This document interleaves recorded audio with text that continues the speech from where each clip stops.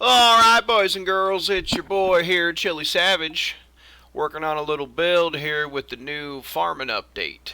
Farming's hard work, but it's honest work, and even in a game like Rust, farming can be pretty beneficial. Now, with all the new updates and changes to the farming, you can no longer just whack seeds in the ground and expect them to grow.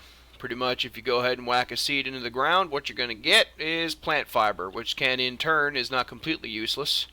Can be used to make fertilizer and a composter, but I have a nice automatic setup here, and I'm going to go ahead and show you guys how I did it. So, as you can see here, I have some of these large water catchers set up. These two aren't actually, well, this one is connected to the inside of the base here, but I'll go ahead and show you.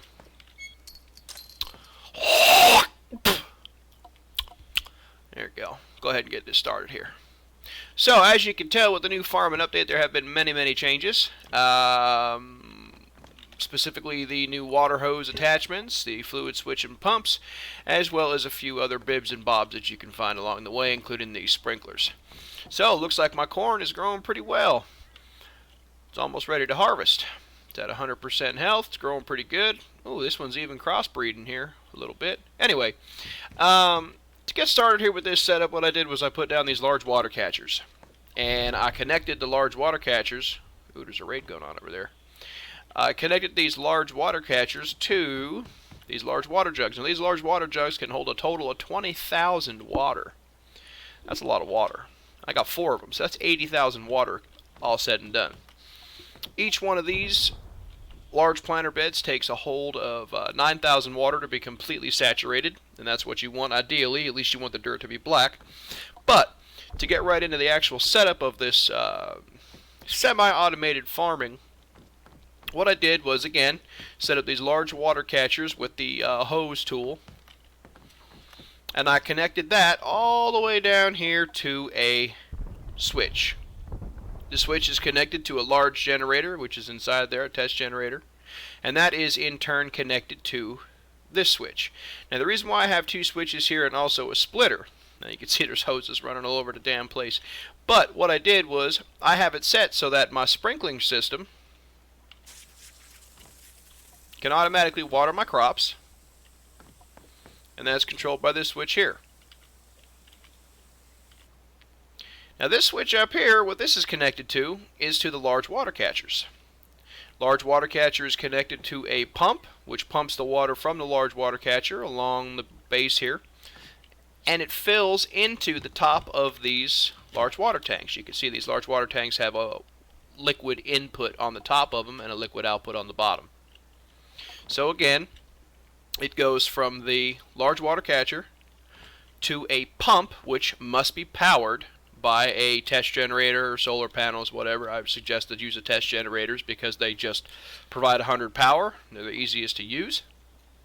And then that in turn is connected to a splitter, which connects the entire system together.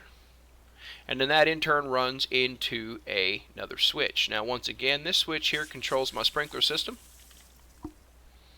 And this one controls the automatic refilling, the pumping of the collected water from the water collectors into these tanks. Now, you can actually see here, if you look at this number over here, if there's any water in that large water catcher out there, it's going to start filling into this. Looks like the large water catcher don't actually have any water in it at this time. Let's go ahead and have a look.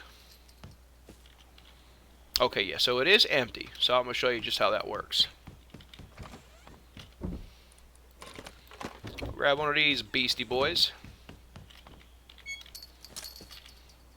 Okay, well that's fine. Now it's got 8 milliliters of water in here. So just for the sake of the video itself, I'm going to go ahead and I'm going to add some water in here. So there's 908 mils of water in the water catcher. And now when I turn on this switch over here, what it's going to start doing is it's going to start filling up my water tank. Again, it's 19,757. Turn that on. 19,763. You can see that the number is going up. The pump is actually refilling a large water barrel with water that's collected from the water catcher. And then in turn, it turns around and powers my sprinklers. So if you do it in this way, especially building close to water until you first get started, is really beneficial because you can get your crops watered to the point where they won't hold no more water, up to 9,000. So they're all good and hydrated. And then you can use the sprinklers to supplement the water to keep them moistened, the hydration level to where it needs to be. I would not suggest using these sprinklers to hydrate soil from 0 up to the maximum because it's going to take a hell of a long time. So you're better off using a jerry can or a water bucket, something simple, something easy like that. And in here we have our test generator connected to a few splitters, which in turn power the lights as well as the switches. Now these switches can also be controlled by actual switches that you would put on the wall, but I'm not going to go ahead and do all that.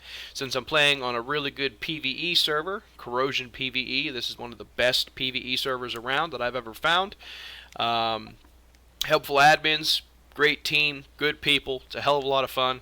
And with this server, just a little shout out to the squad that has just about everything you could want on a PvE server. But most importantly, while it is PvE, there are NPC bases that spawn throughout the map of varying difficulties that can be raided, and those bases are often protected by turrets and NPCs. Now the NPCs carry weapons, of course, guns, spears, swords, just about anything you can imagine, and they also roam randomly all around the map itself too, around monuments and just randomly out in the woods.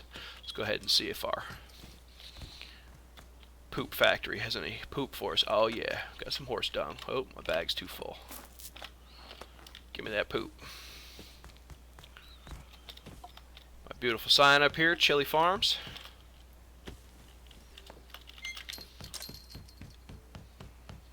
And the last thing I want to show you was the composter. Now the composter is very beneficial because it takes horse dung, turns it into fertilizer. Now fertilizer works by pretty much whacking anything that's organic into these composters, and it will turn it into fertilizer. Still got 16 in there, and that will keep these fertilized and hydrated to the point until they are ready to be harvested. Now again, this is just corn. I'm not going to go into the genetics because I don't even know how the hell that's supposed to work. It looks very complicated, but I saw brief breakdowns of it on YouTube already. However, that's pretty much the way I set up my farm. If you guys enjoyed it, if it helped you, leave a like, subscribe. There's going to be more of this information coming down the pipe, and there's going to be, of course, some tweaks and updates to the farming system as the Rust development team continues to work on it. So, thanks for checking out the video. Wanted to keep it short. Hope you guys are keeping your heads on your shoulders and eyes peeled with this coronavirus thing going on, and I hope everybody's staying happy and healthy. Alright, Chili Savage out!